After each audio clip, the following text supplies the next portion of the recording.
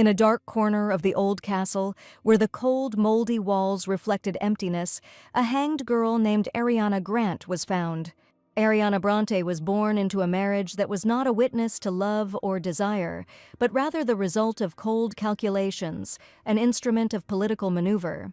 She was a flawlessly noble princess of the Eastern Kingdom, but her life was filled with despair.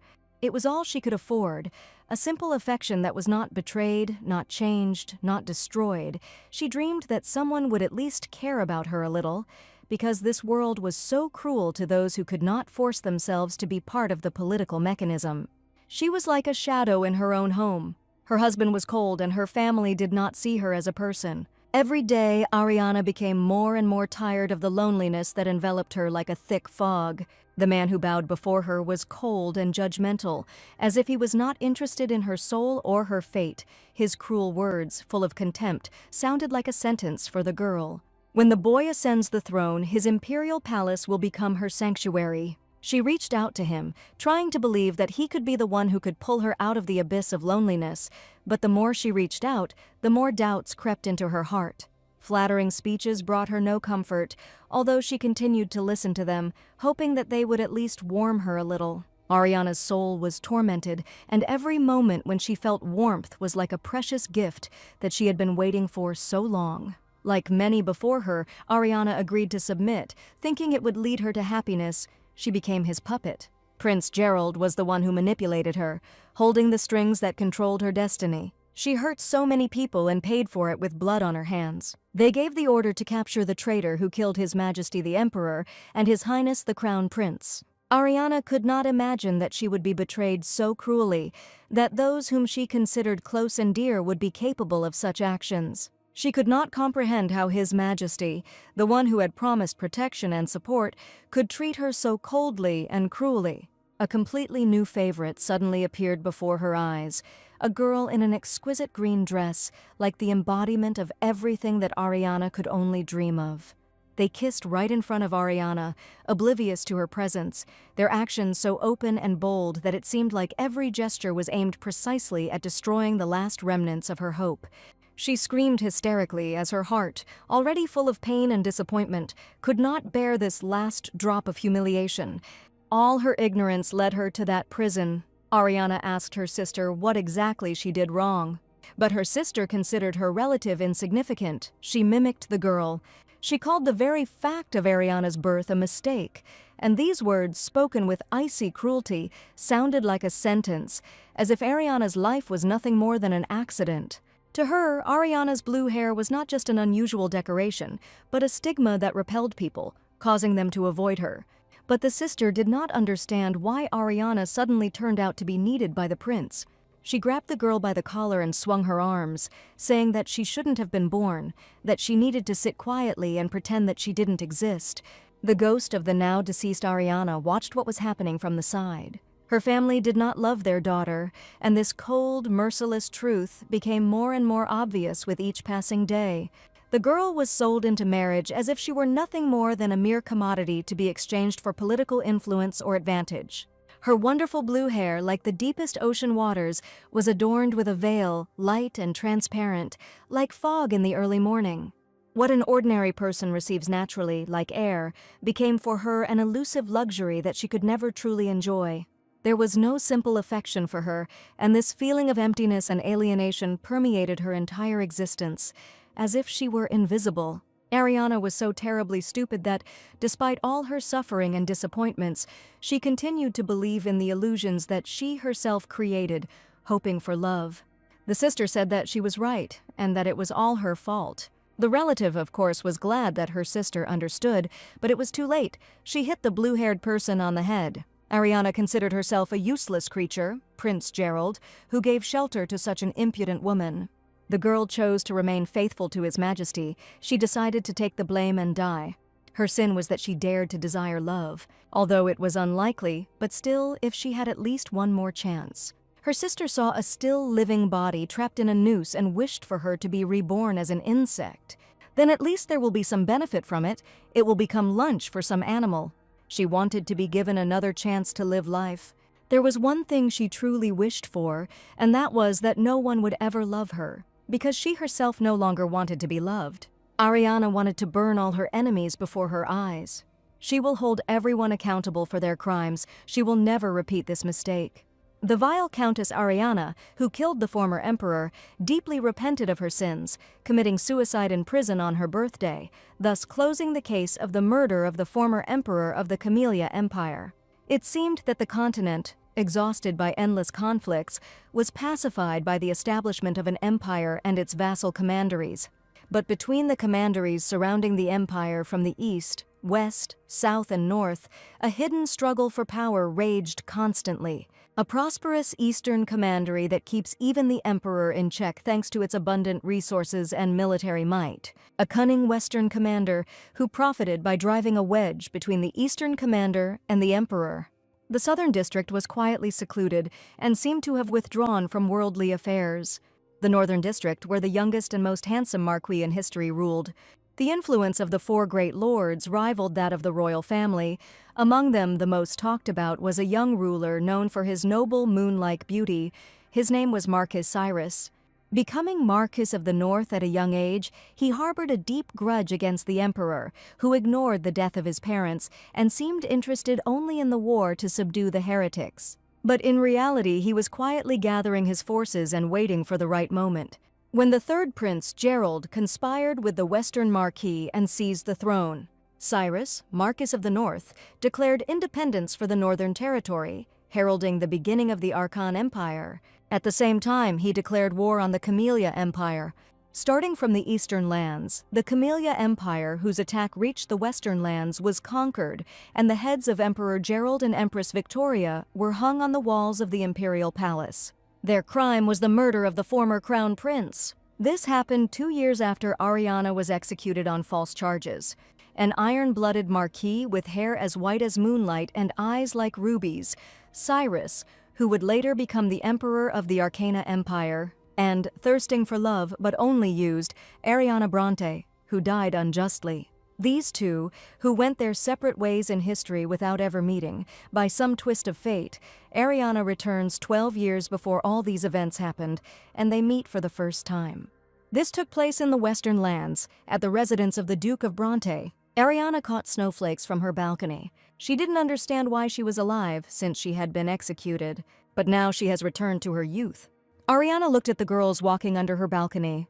They were discussing a party that the Duke of the North himself would be attending. Arena's older sister, her name was Elena, dreamed that the Duke would use magic to create an ice flower for her. The girl next to her said that, for example, the Duke frightened her. This girl was the third Bronte sister. She bore the name Victoria. She shared the rumor that the Duke ignored even the imperial princess, and also that he killed a dancer for approaching without permission. They discussed his arrival in the city and were eager to see him. Elena and Victoria were at that age when rumors of the arrival of the Duke of the North stirred them up. Ariana returned to her 16th year. Memories of Elena coming to her in her last moments and what she did flashed before her eyes again. She remembered Victoria, who was the one who took away her title of Empress. When everything turned out exactly like this, she completely decided for herself that her beloved sisters would pay for everything. She was going to take revenge for all the torment for her previous life. They would still regret it. Lady Ariana was invited to the table by her maid, her voice cold and expressionless, as if it was simply the performance of duties. The maid reminded her that her mistress had not eaten for several days, and her words sounded like an icy prick with a hint of hidden irritation. She brought the moldy dinner to the table, which smelled disgusting, and the air was filled with a rotting smell that became more and more unbearable with each breath. The maid smiled sarcastically and said that Ariana would never find another maid as kind as the one who took such good care of the young lady. It was that very day that she was framed, accused of stealing her mother's necklace and locked in a room. She refused to eat the spoiled food, and this was the last straw, followed by a cruel punishment. She was beaten, as if for the slightest manifestation of will. The noise attracted Lady Bronte's attention, and she entered the room, her steps calm and measured. She protested her innocence, but her words, despite all the sincerity, sounded like a helpless whisper. But Louise, who wanted to destroy her, hid the necklace under the table and was scolded even more severely when it was found. Ariana sat at the table and just looked at the moldy food. She had learned from this bitter experience and knew that the necklace was still under the table. The girl asked her subject if she had been offered to eat these disgusting remains of food. Shameless Louise said to eat it faster. The lady could not stand Lady Ariana, who was brought from the eastern lands. Elena had similar feelings for her sister. It was on her orders that she brought it from the trash can, wanting to see if her sister could eat it. Mistress Elena knew that the servants were making fun of her, and she liked it. Louise pounced on Ariana and told her to quickly eat the scraps that were brought to her. She knocked the girl and the chair to the floor. The maid was happy because in front of her was almost a princess. She didn't know when she would have another chance to mock such a person. Ariana stood up and picked up the maid's apron, saying that the fabric looked expensive, more expensive than her entire outfit. Louise didn't want to talk to her. She kicked the girl in the stomach. The maid wanted her to cry and beg her, to crawl before her like an insect. After this, Ariana found the strength to get up again. The maid told her to stop pretending to be someone unknown and to eat what she brought. The girl listened. Her grandmother was passing by her chambers. Suddenly she calmed down, sat down at the table and agreed to eat. Louise was shocked, to say the least, by this turn of events. The maid did not understand what had come over the girl before. She had not looked into his eyes and had humiliated herself in front of a simple maid. For several days now, she had been speaking to her in a condescending manner and had changed her gaze as if she were a different person. Ariana made an incomprehensible sound. The maid was frightened. The girl grabbed her stomach and began to fall. Louise shook her and asked her to pull herself together. She didn't know what to do because she wasn't coming to her senses. If Ariana died, it would be her fault. Realizing this, she hastened to ask someone else for help. The young people noticed that the second princess had lost consciousness. If she had been a princess and had stayed in the eastern lands, she would not have suffered so much. Even if she was the daughter of his parents' enemy, and perhaps an enemy herself, she was not guilty of anything. She didn't understand anything. They didn't even feed her properly. The white-haired guy didn't believe at all that the girl didn't understand anything. Ariana was still lying on the floor and smiled slyly. A tired, clearly sick girl lay on the bed. The doctor sat next to her and thought about how he could help her. It was food poisoning and also signs of malnutrition. He advised the Duchess to pay attention to the health of the young lady. The girls whispered that if the Duchess did not have financial difficulties, it would be a good idea to feed the girl fresh food. After listening to the doctor, she let him go. Matilda Bronte, the Duchess's grandmother, asked her daughter-in-law if this was the room Ariana usually lived in. Ariana's mother, Rachel, said the girl was briefly locked in the room to reflect after the theft. The girl calmly listened to their dialogue, lying on the bed. For Matilda, this was a ridiculous excuse. The people here knew how they treated her. Grandmother had not been to the duchy for a long time and probably did not fully understand the situation. Ariana decided to take advantage of the situation and stood up. Putting her hand on her chest, she said that she did not steal the necklace. The grown women turned at the sound of her voice. Her mother approached her and asked her to take care of herself. Ariana turned to her grandmother and begged her to believe her. According to her, she did not even know what the necklace looked like, did not understand why she was being accused. Her grandmother did not care about her attitude towards her because she was not of her blood, but the old lady's maids came from noble families. It would be problematic if rumors started to circulate that her daughter-in-law was abusing her daughter. Ariana decided to press the issue and ask if her grandmother cared about it, perhaps because she was not the Duke of Bronte's biological daughter. This amazed absolutely everyone without exception. Matilda glanced at the maids. Grandma asked Rachel about the necklaces, if there was any proof of Ariana's guilt. The daughter-in-law apologized and said that it was a necklace her husband gave her at the wedding. This necklace was generously studded with diamonds. Ariana said she saw this necklace on Louise. The maid did not expect such a turn of events. The girl said that the maid bragged to her that she was rich and had dozens of diamonds, which is why she wore beautiful clothes. After this, the order was given to search Louise. They detained her and put their hands in her pocket. She screamed that she had nothing to hide. After that, the same necklace was taken out of her pocket. Both Louise and Rachel were shocked by this turn of events. Ariana pretended to be surprised. Her job was done. A small thing, of course, but still proof. The maid fell to her knees and said that there had been a misunderstanding, that Miss Ariana had set her up. Matilda was angry at this. She could not forgive it. She ordered Louise to be beaten and thrown out of the mansion. Louise reached out to Rachel hoping for help, reminding her that she was only trying to protect Miss Elena. Everyone understood that Elena ordered Ariana to be tortured. If they drive her away, bad rumors about Elena will spread. Rachel asked Matilda not to be too angry. She was going to scold the maid severely and discipline her. Of course, Grandma was disappointed. Rachel met Jacob Bronte at a young age and fell in love. But she was a princess, and Matilda, then a duchess, did not want her son to feel disadvantaged by marrying a lady of higher status. Jacob was never able to convince his mother. While Rachel was trying to win over Bronte, her father gave her strict orders to marry another duke and find out all the secrets. So the girl married the duke, gave birth to Ariana, and then returned. The grandmother only reluctantly gave her consent to the marriage after Rachel, having divorced, returned and explained everything. To crave love even when you destroy yourself, that was how she was like her mother. But now Ariana has become completely different. She was no longer going to give up everything for love. The golden-haired guy was convinced that karma exists. He liked that young lady. His interlocutor could not believe that Ariana was only 16. She had a mature expression on her face, a look that was not affected by the maid's rude behavior, and sometimes even an inexplicable aura. Even though it irritated him, he couldn't take his eyes off her. Once the culprit was found, the golden-haired man asked his companion what he would do next. If it got dark while they were still searching, the guy was going to take a look around the mansion.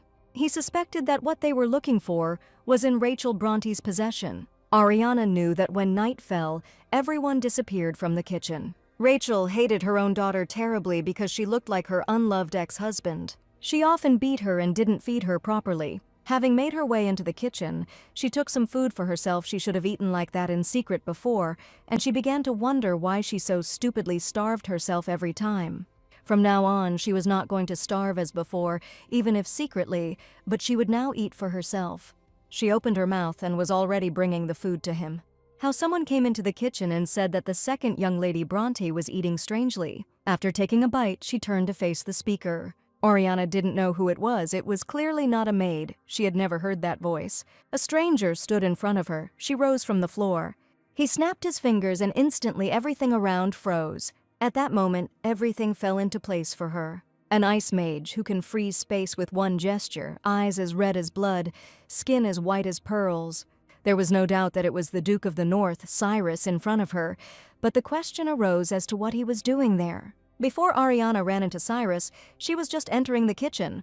As expected, the grandmother showed no interest in her, but that's okay. With the power she has now, this is the best the girl could do. A few months later, Rachel will marry her off to the Viscount, and once she turns 16, she will sell her. It was as if the mother was expecting this. It was all for the sake of expanding her influence. She had to get out of this mansion before that happened.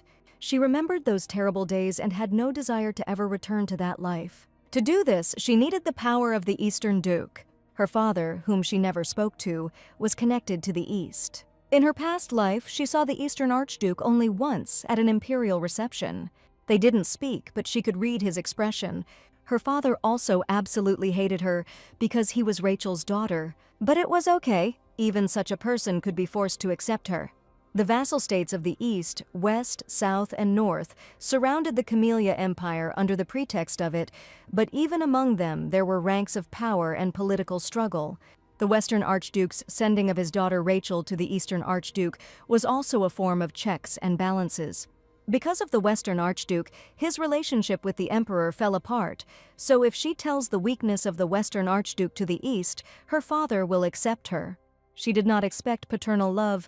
There was only one thing she wanted, the status of the daughter of the Eastern Archduke. If she can get it, she is ready to endure any treatment. Cyrus, leaning against the wall, said that the second young lady Bronte ate very unusually and that she had a big mouth. There were rumors that the Archduke of the North came to the city around this time, and apparently this was true. A man she had never seen in her past life, a figure she had only heard of through rumors, always said to be somewhere far away. And now this Archduke of the North had entered the mansion at such an hour, it could not be a good sign. Blood always followed him, and now this very Archduke of the North appeared right in front of her. It was unclear what this could mean. It was worth considering only the worst-case scenarios, and in one of them he could kill her to silence her. Her hanged ghost put his arm around her shoulders, giving her reassurance. She was no longer afraid of death because it was not the first time for her. She understood that life would end anyway. She was like a bonus. There was nothing to be afraid of. She removed Cyrus's hand from her face, said that she did not expect him to visit them at such an hour. If I had known in advance, I would have gone to greet him. The guy was shocked. Cyrus asked how she knew him. She replied that silver hair and red eyes were only given to his family, and he was currently the only one of its kind. Besides, she had heard that he was as handsome as a painting, and they said that he made a woman's heart beat wildly. The guy noted that her heart was not beating faster.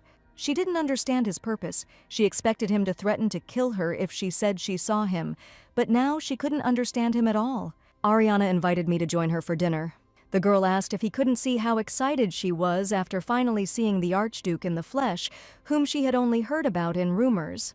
She meant that he was disturbing his meal and thus asked him to leave, but the interlocutor was unperturbed. Ariana asked to pretend nothing happened. Cyrus asked if he really pretended he didn't see anyone, would she pretend they didn't see his impeccable table manners? She said it was truly brilliant of him. Women would inevitably have one of two reactions when they saw him. They were either afraid of Cyrus or trying to please him, but Ariana didn't show any of these reactions. His eyes were deep, full of a dark, raging darkness, like a blood-red lake of unfathomable depth. At this time, the Northern Archduke was only 20 years old. The girl went back in time, of course, but it's unclear what kind of experience he went through to look like that. Suddenly, he grabbed her hand. The girl did not understand what he had done. Ariana knew that the Archduke killed girls who bothered him. Cyrus asked if his eyes were so mesmerizing that she touched them without realizing it. The girl noticed that he was a little different from what they said about him. She was already about to leave the Archduke, but the young man asked her to wait. The maids entered the kitchen, not understanding why Elena was eating chocolate at such an hour. It was because of Louise that she was upset, even though the reprimand only lasted for a moment. Even the maids noticed that the ladies were being treated with too much condescension. Cyrus held the girl with both hands and covered her mouth with his thumb. It was strange to the maids how well Rachel treated Elena because she was the daughter of the former Duchess. Ariana did not understand what they were talking about. She noticed that the hand of the one holding her was cold. Lady Helena was the daughter of the previous wife, not Rachel. The Duke divorced that countrywoman and married the current lady. It was a touchy subject, so one maid asked another not to bring it up in front of the masters. They couldn't find any chocolate. Ariana was afraid that they would be found. If they saw her like this, it would be a disaster. She was already an eyesore, and now she was caught alone at night with a man. Rachel would delight in mocking her. In her thoughts, she begged them not to find her and Cyrus. The maid finally opened the door behind which the young people were, and she looked straight at them. Cyrus still had his hand over Ariana's mouth. The maid, as if nothing had happened, found the chocolate and hurried away from there. Ariana had a lot of questions and no answers yet. She didn't understand whether the maid was pretending not to see them. That couldn't be the case, because the maids in that estate were just waiting to set her up. The more mistakes she made, the more generously Rachel rewarded them. It was beyond the realm of possibility. Apparently, they really weren't seen, even though they were right in front of her. The girl realized that it was the magic of the Northern Duke. Cyrus did her a favor and told her that she now owed him. Ariana didn't understand what he was talking about. If he hadn't appeared, the girl would have been in her room long ago. She said that she wasn't aware of the Duke's habit of forcing people into debt for unsolicited services. The guy replied that she couldn't know that because they had just met, and she should have started studying right now. It was like a move a man makes to flirt with a woman. But the cold look in his eyes did not change at all. Ariana asked what he wanted from her, but Cyrus knew that the girl was not recognized by the lady of the ducal house. They had just met, but he already knew her very well. The guy knew that her mother preferred the eldest daughter over the one who was her own, and asked the girl if she wanted to know why. But Ariana already knew why Rachel treasured Elena so much. But this was a secret that she would not have known if it had not been for the third prince. But it was unknown how Cyrus knew so much, what really motivated him. Suddenly, he grabbed her by the shoulder, and he pulled me into his arms. Cyrus revealed that Elena was Rachel Bronte's biological daughter, and the girl had to pretend to be surprised so that no one would suspect anything. Although she tried, she still didn't seem particularly shocked, and the young man decided to continue the story. When negotiations for marriage with the Eastern Duke began, Rachel was already pregnant with Jacob's child. When the Western Duke learned of this, he became furious. Rachel would rather die than give up her child. Because of the girl's stubbornness, the Duke allowed her to have a child. But instead of raising him in his own home, he brought the daughter of a low-born baron from a remote province and married her to Jacob. Immediately after the wedding, she faked a pregnancy and raised Elena, born from Rachel, as her own daughter. Rachel entered into a political marriage in the eastern province while working as a spy. When it was time for her to return, Jacob spread rumors that his wife had cheated on him and run away, but no one saw the former duchess again. Soon the couple, who had remarried, had Victoria, a symbol of their love. But Elena, though of noble blood, lived as the daughter of a commoner, a living reminder of Rachel's pain. Ariana asked him about the purpose of this story. He said that he was interested in what she planned to do next. But the girl was not going to do anything. She was just a girl who was not even recognized as a young lady from the ducal house. Ariana thanked him. Meeting His Highness was a great honor for her. Cyrus asked if this meant that she didn't want to see him anymore. He understood correctly. She was sure that he had the skill to look the other way. This meeting was more than enough. She was very tired, so she decided to take her leave. She turned and started to walk away, but Cyrus addressed her as the second daughter of the House of Bronte and took her by the shoulder. She had never heard this title in her past life, the confession she sincerely craved, but now understood that it was not hers. She turned around and said that she was neither Bronte nor the young lady of the ducal house. The young man asked what he should call her. She turned to him again, and she said that he had no reason to call her anything. Cyrus left the estate. He was asked what he had just done. Got involved in unnecessary trouble, started empty chatter, although there was no need for it. He pulled the young lady in and used stealth magic. They put a hand on his forehead to check his temperature, and his partner began to think that he was getting sick, that the food here was not suitable for him. Cyrus waved his hand and said he was fine, but the motives were still unclear. He believed that Ariana had value, that she could be useful. He asked if his plan was to flirt with her and tell her confidential secrets instead of the usual threats. Cyrus realized that the lady could not be broken by brute force. Ariana clearly knew something. If he could find out, it would be easier to deal with the Western and Eastern dukes. He was asked what would happen if it proved useless. Without any hesitation, Cyrus replied that he would get rid of her. A girl in a red dress was walking down the corridor and someone called out to her. It was Victoria. She heard that her sister had problems with her mother. She kindly asked how Elena was feeling. The girl didn't like this question. She poked her sister in the chest and said that she was to blame for everything. Elena was the only one who heard the suggestion to poison Ariana with scraps from her, but in the end, the girl fainted, and their grandmother found out about it. Victoria said that she had only mentioned that it was proper for their half-sister to eat scraps, but now, thanks to the efforts of their mother, she lived on an equal footing with them. But she regretted that Elena was scolded. This apology was enough for her.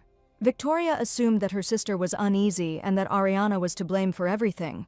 The sister noted that because of the girl, Elena had one less maid, which was extremely inconvenient, and she was idle in a luxurious room. The eldest daughter, Rachel, couldn't stand the middle one, wondering why she didn't stay in the East instead of coming there and causing trouble. Looking at Cyrus's portrait, Elena felt better. The girl was convinced that the idea of hanging the Duke's portrait was a good one. They said that the nobles asked to be portrayed in portraits as better than they really were, but Elena didn't care. She would soon find out the truth. She wondered when he would come to visit them, whether their mother had sent him an invitation. Victoria had no doubt that she did it because her sister begged her, but the girl felt a little sorry for Ariana. Elena didn't like these words and didn't understand why she felt sorry for her. Ariana would probably want to come to the reception where the Duke will be, but she doesn't have a suitable dress, nor does she have basic knowledge of etiquette. Victoria understood that her unloved sister would be disgraced if she came. Elena had a brilliant idea and threw herself on her sister's neck. Ariana stood by the window and looked at the sky. It had been several days since she had seen the Northern Duke. Luckily for her, she never came across Cyrus again. Perhaps he had already returned. Or, like in his past life, he had come and then left without leaving a trace. The girl felt cold and crossed her arms over her chest. Tomorrow, there was to be a reception in the garden of the Duke of Bronte's house. Although it was a stretch to call it a garden party, in winter they simply ate and drank tea inside the huge greenhouse. There was only one reason for holding this event in such weather. In a few months, Elena was supposed to have a debutante ball, after which Rachel intended to introduce her to influential families from the capital. And in her past life, her efforts were not in vain. The maids whispered behind Ariana's back. The girl understood that her mother would soon find out that she had left the room, but she didn't care. Elena was probably busy preparing for the event at that moment.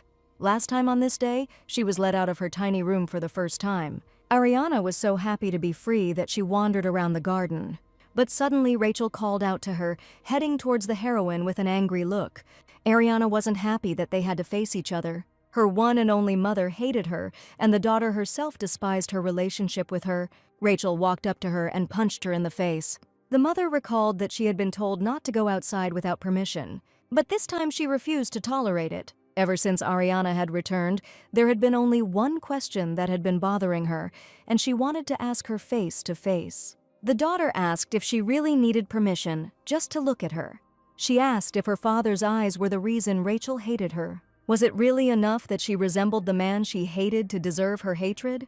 Rachel didn't like this question. She began to scold her daughter even more loudly and hit her even more desperately.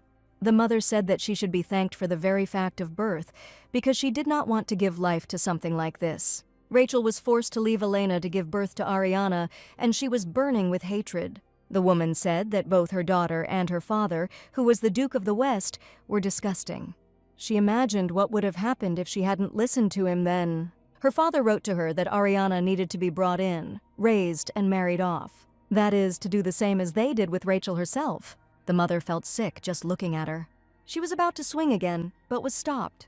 Suddenly bad weather hit and it started hailing.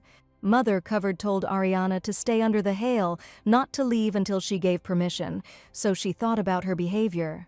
Turning to the other side, she saw a hand reaching out to her. It was the hand of the white-haired Cyrus. Ariana was skeptical but decided to check one last time. If she is hated, then she will hate with all her heart, and uses every opportunity to stick a knife in.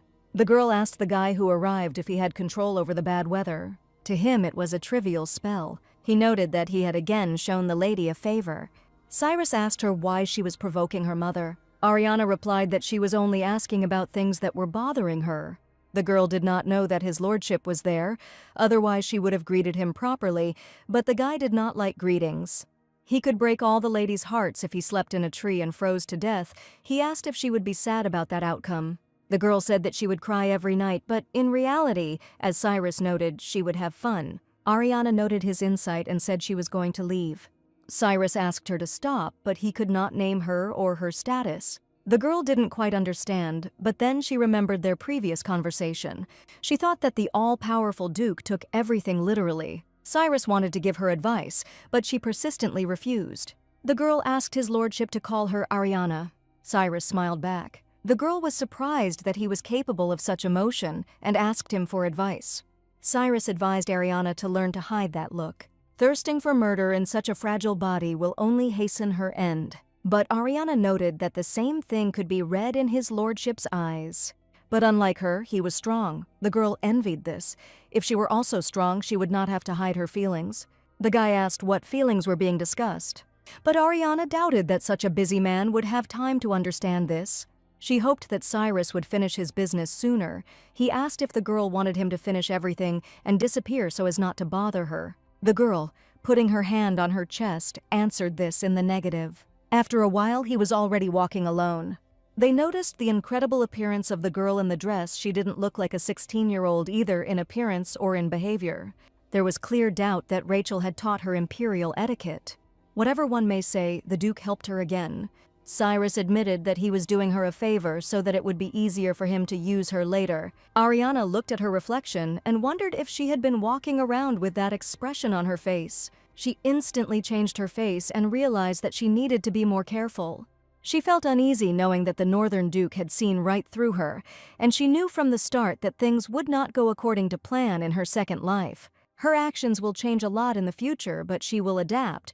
But how difficult it was to deal with such an unpredictable figure as the Northern Duke. Victoria said with a smile that she had finally found Ariana. The youngest daughter of the Bronte family was a year younger than her. Unlike Elena and Rachel, who openly bullied her, Victoria was kind to her and the girl trusted her.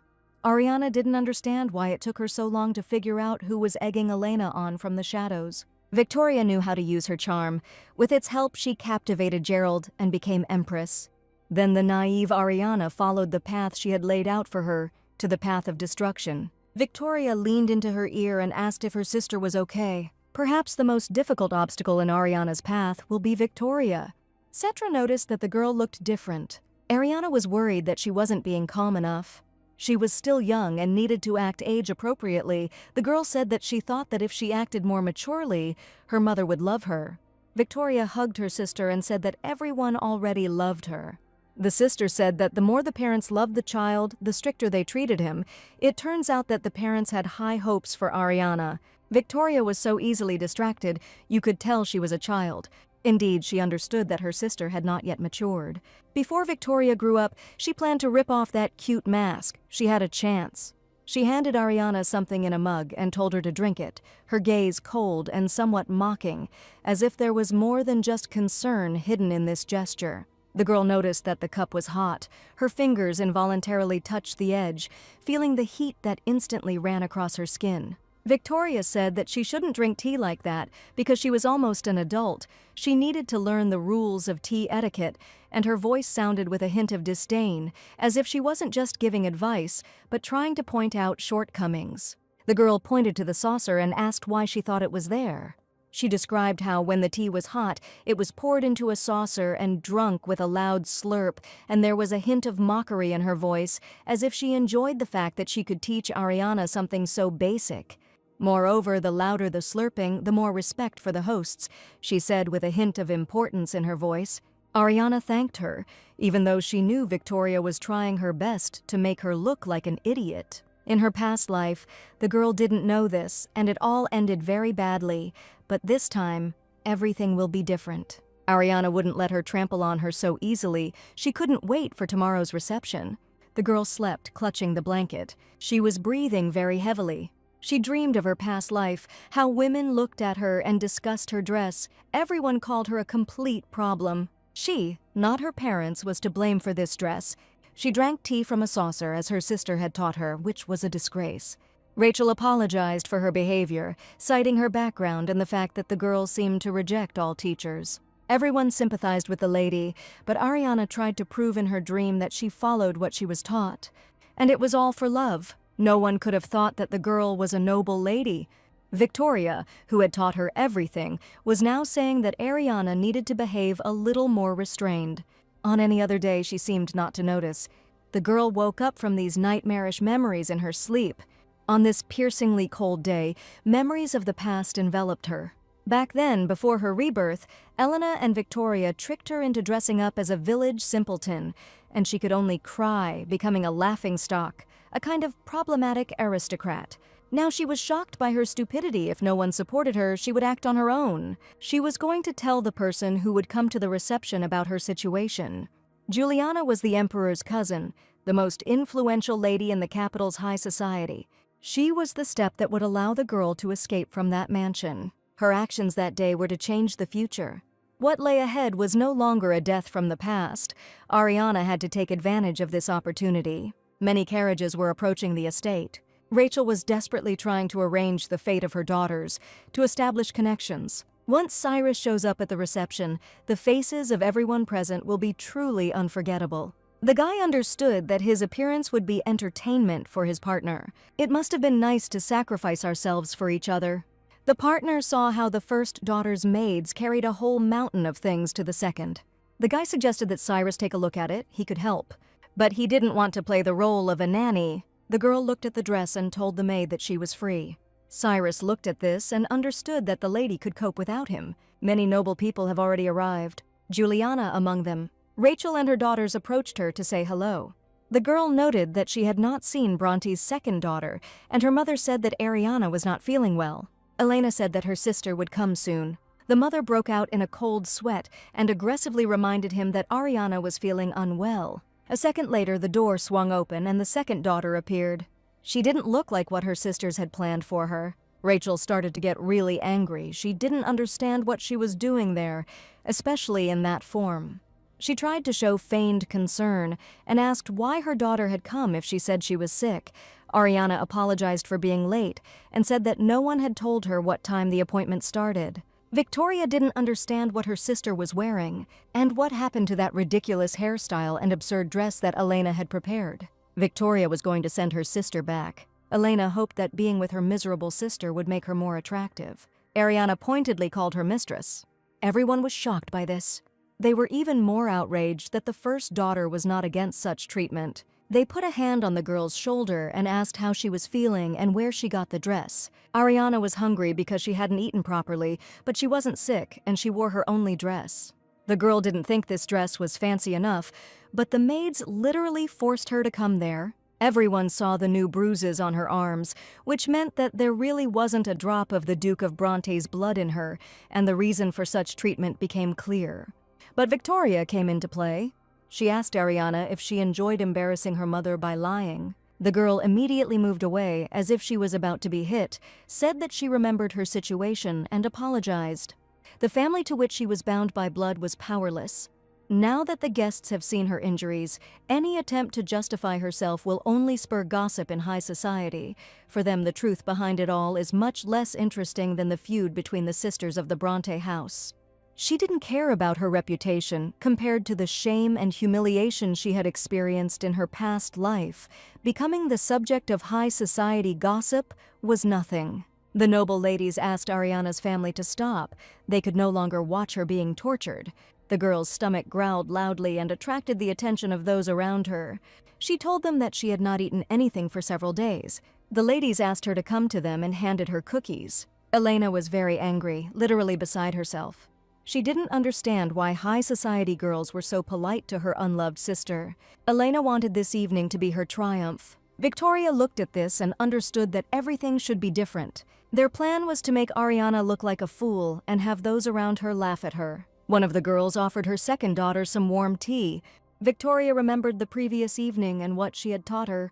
Ariana poured the tea into a saucer and began to sip it. Everyone was shocked by the girl's behavior. Elena asked her sister why she drank so much. Ariana immediately replied that Lady Victoria had taught her, and she rushed to ask when it was. The girl told about yesterday's invitation of the third sister to her room and her detailed story about tea drinking etiquette. She also apologized if she did something wrong. Some began to suspect that it was a fake, but the bruises were real, as was the frightened look. The red fan snapped violently, producing a characteristic loud sound. Juliana had heard that the Duchess of Bronte was so protective of her second daughter that she never showed her to anyone. Now the lady saw how dear her daughter was to Rachel. She tried to justify herself by calling it all a misunderstanding, but the bruises in places that were out of reach were clearly not self-inflicted. The woman asked if the Eastern Duke knew how his daughter lived. Juliana personally approached the girl and said that she saw her readiness for her debut.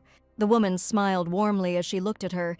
She said that she would wait for Ariana in the capital during this social season. She could stay at her family estate upon arrival.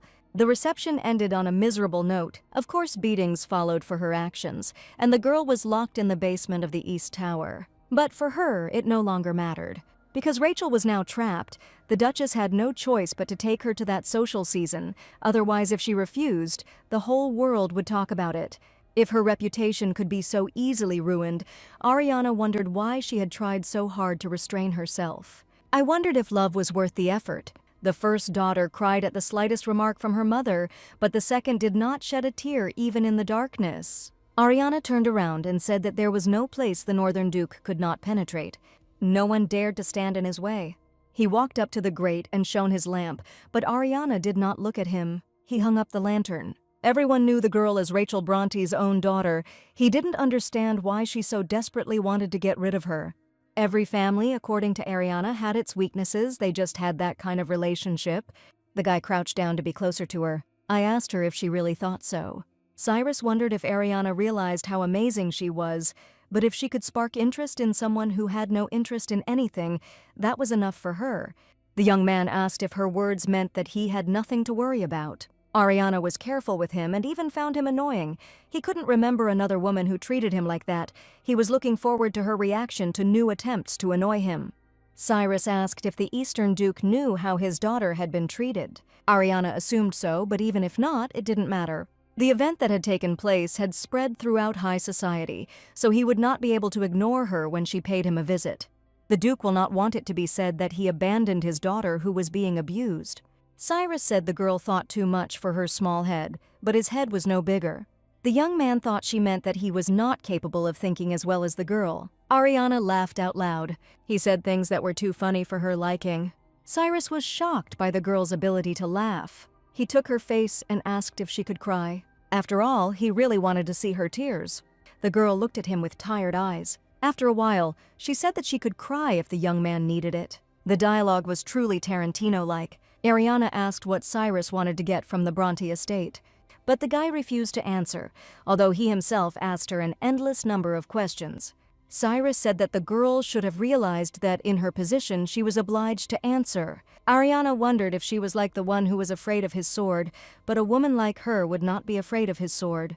But the young man recalled the hunger, remembering how he had seen her before. It seemed that she was well fed. Ariana was used to being hungry. It was painful, but not something to be afraid of. Rachel Bronte was furious after that reception. The guy decided to find out if the attitude of the interlocutor would change after a few days of confinement, but he would be surprised if he knew how many days she had already spent in it.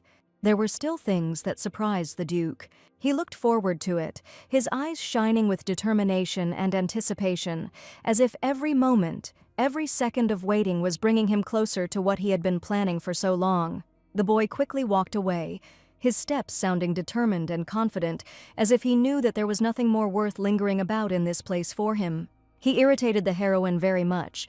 His presence seemed to cause a storm of emotions in her. His every word, every movement made her feel how waves of anger and impatience were growing. But it was clear that the young man did not have warm feelings for Rachel. She assumed that the Duke could become her ally, but she remembered the lie of another young man from her past life. Nothing good can come from getting involved with such a powerful figure as the Northern Duke. He didn't seem as cruel to the girl as the rumors described him, but she still didn't fully understand.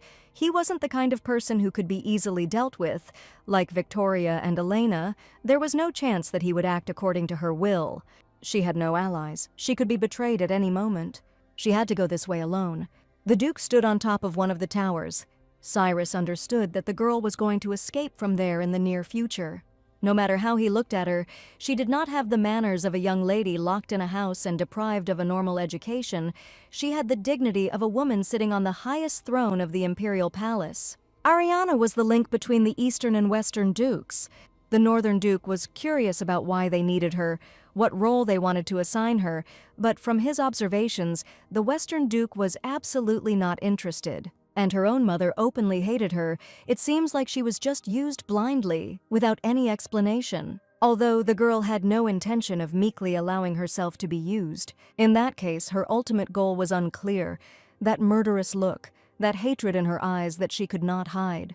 It is not clear who this was all directed at. Cyrus didn't understand why. Memories from his childhood came before his eyes, of him running in the snowy forest. Suddenly the baby slipped and fell face down on the ice. When he got up, he saw his reflection in the ice. He knew that look, filled with hatred and a thirst for revenge. Yet Cyrus didn't understand why they looked so alike. Where did Ariana get such hatred? It was more than just a result of neglect and cruelty from her parents. It seemed her hatred was directed at more than just her own family. This is what aroused suspicion and at the same time interest. It seemed like her plan was to rely on the Eastern Duke, and he, in turn, might be connected to the death of the Northern Duke's parents, which is why he came to his ex-wife and daughter. Cyrus could not understand whether her alliance with the Eastern Duke would be a benefit or a burden for him. It was an unpredictable element. Normally, he would have destroyed her without a second thought. But this time he didn't want to do it. He saw some value in her and found her amusing. Victoria was in her room scolding the maids for not dressing her sister properly. The girl was breaking plates, and the maids were apologizing and explaining the situation. She didn't like that when Ariana chased them away. They left instead of forcing her to change her clothes. The maids told of their sister's claim that she was a lady. Victoria didn't like the fact that she thought this creature was of the same blood as her. It irritated her that this was falling on her. Some time ago, Elena blamed Victoria for everything that happened because it was she who asked to take Ariana to the ball. Her sister scolded her harshly for this act and hit her in the face. Rachel flew into the room and heard a crash. The mother began to separate her daughters. She started asking if anyone was hurt, but she only looked at Elena. Turning around, she told Victoria not to provoke her sister like that. She was the youngest, so she had to be restrained. As she left the room, she clutched her head. Victoria did not understand why their mother was always on Elena's side, although she was her own daughter. She couldn't believe that her mother still loved her eldest daughter, even after everything that had happened, and the third one didn't understand why. If this continues, then perhaps the mother will start to love Ariana too. Victoria didn't want to be in her place. She was in great pain from that blow from her sister. Victoria couldn't let this happen. None of this would have happened if her plan had worked as it should. She made Ariana the scapegoat again. It wasn't just her imagination. Her sister had really changed, but it was unclear why. Ariana sat leaning against the wall. The girl put her ear to the sound and listened to the screams. Someone was begging her to close her eyes to something. These were the two maids Victoria had been yelling at in the room. They were both thrown into the next cell on the orders of the third sister. They began to knock on the bars and beg to be let out. Ariana listened to this calmly. In her past life, Victoria was even kind to her servants in order to maintain her image. But, as expected, she is too young now. She couldn't withstand such pressure. It was good that Ariana returned to childhood, and not a couple of years ago. The heroine heard the sobbing of the maids from the neighboring cell. They should have been scared, but at least they were together. They had someone to turn to for comfort. The girl was shaking from the cold, but she got used to it. She needed to sleep for a couple of nights and everything would pass. She used to have dreams on days like these when she felt completely alone. She dreamed of a prince on a white horse. Suddenly, a blue-haired man burst in, shouting the heroine's name. He rushed to the girl and hugged her, saying that he could not imagine that his daughter would be treated like that. He stroked her head and invited her to go with him. He promised that no one would hurt her again. And they lived happily ever after. In that dream, she received exactly as much love as she needed. This time she pushed him away and said that she did not need the love of the Eastern Duke. Ariana was no longer going to beg for anyone's affection. The Duke began to disappear. He was nothing. If the girl cried over such nonsense, then everything would go in circles again. Suddenly, food appeared in the cell, which caused the girl to wake up. She thought it was a dream at first, but Cyrus said that hunger was bearable, but thirst was not the same. The girl noticed that the Duke always had business to do in their mansion. The guy thought that the girl was hinting at his leaving since he had fulfilled his duties. This time he was carrying the same lantern, which now seemed to be a symbol of his relentless determination and hidden control. She could be sure that he was not so petty as to consider a few sips of water a great favor shown to him. Ariana was already wondering how the guy managed to get in there again. She didn't understand why he continued to be kind to her. A sly smile appeared on his face. He noticed that she called a couple of sips of water good. It became clear to me how hard Ariana's life had been.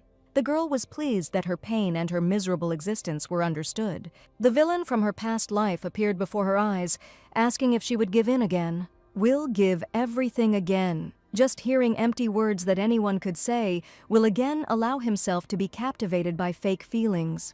But the girl had changed and turned away from Cyrus. She would not allow herself to be deceived again, so the Duke had to stop trying to shake her resolve. Ariana told him that it would be better if he gave kindness to someone who really needed it. She told him about the lady in that mansion who dreamed of his kindness. He realized that she was talking about his eldest daughter. The girl was Bronte's favorite daughter. There was no place she couldn't go and no words she couldn't say.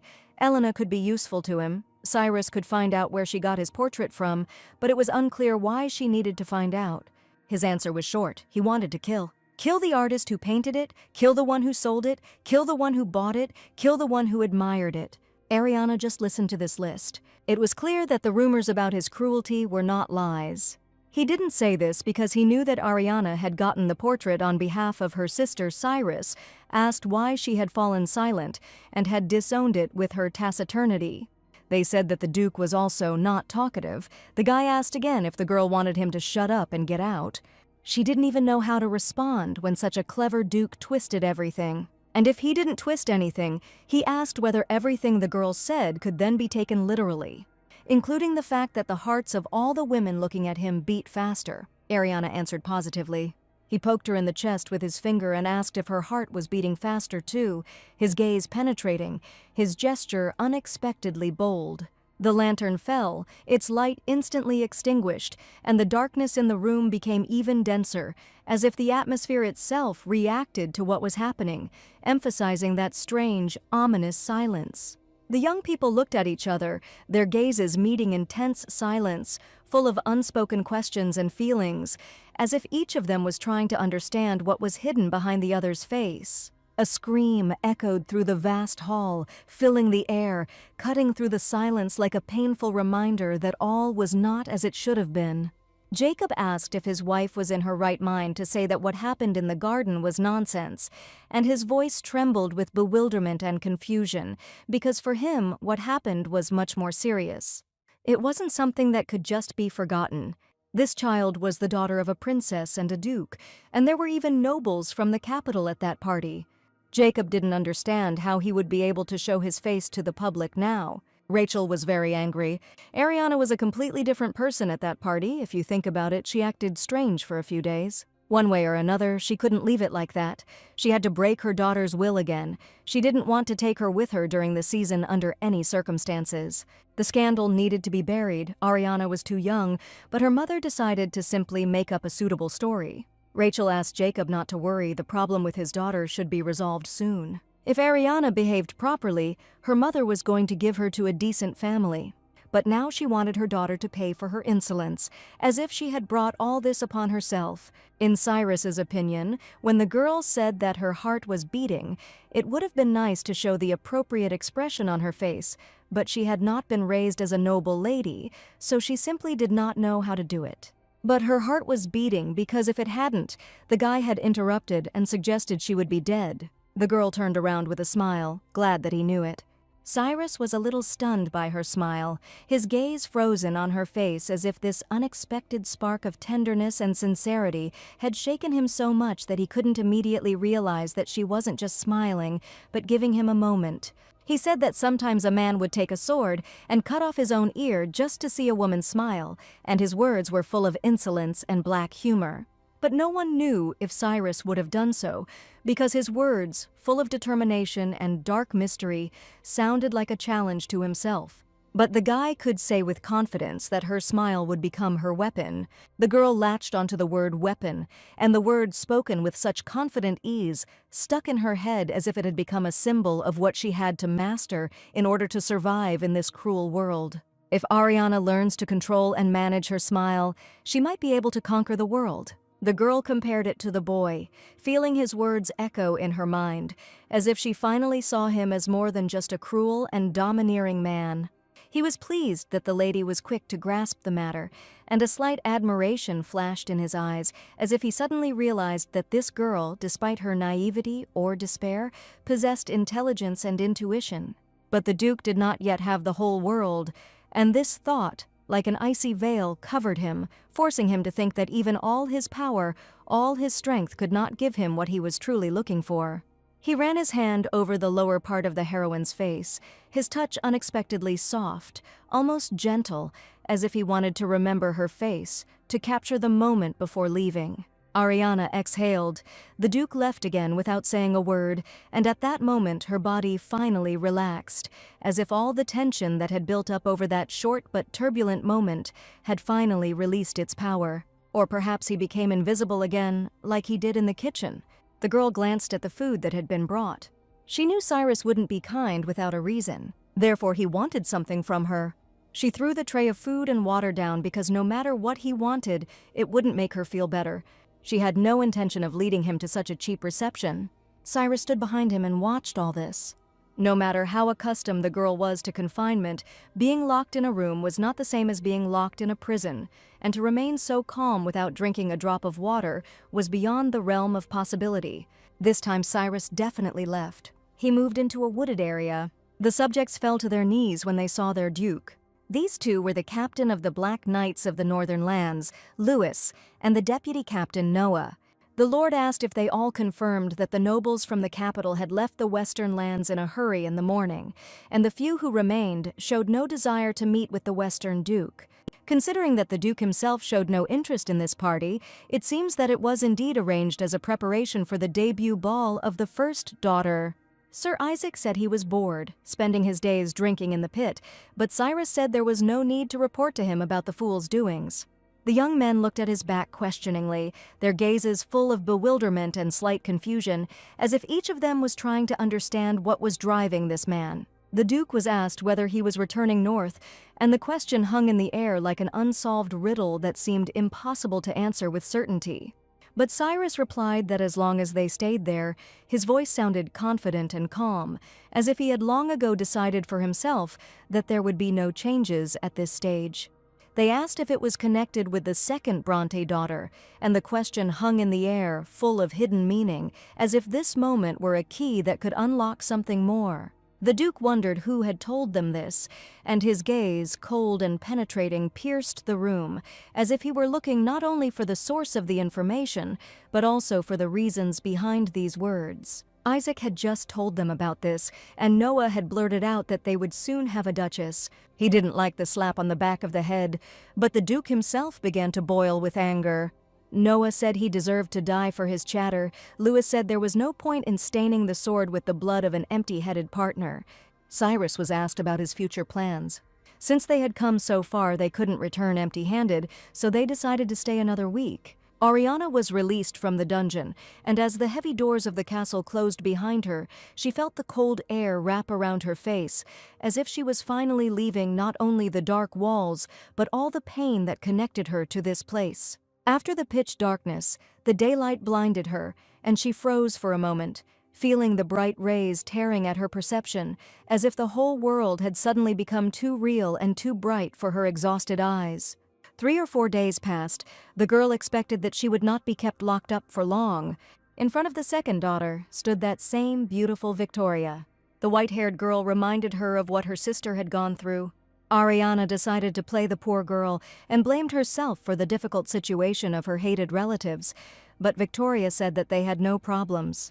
The girl said she simply didn't understand how bad her sister was, that it broke her heart. The heroine thanked her.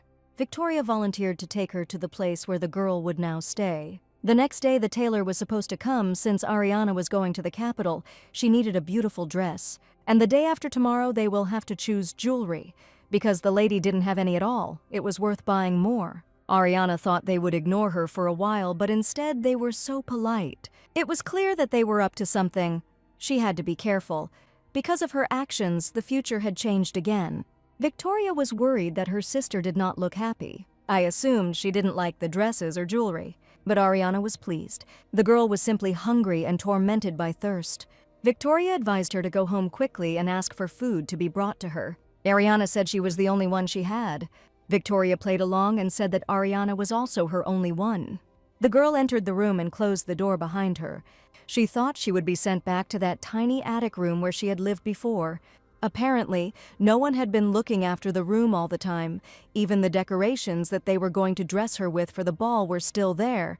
Victoria and Elena were not interested in outdated decorations. The maid said that she had brought food for her mistress, but her voice was too quiet, as if the phrase itself was just a formality that had no real meaning. Ariana had never seen this maid before, and despite her fatigue and pain, she still couldn't help but ask the question, as if she were searching for some kind of human connection in a world that had turned away from her, asking her name with that timid hope.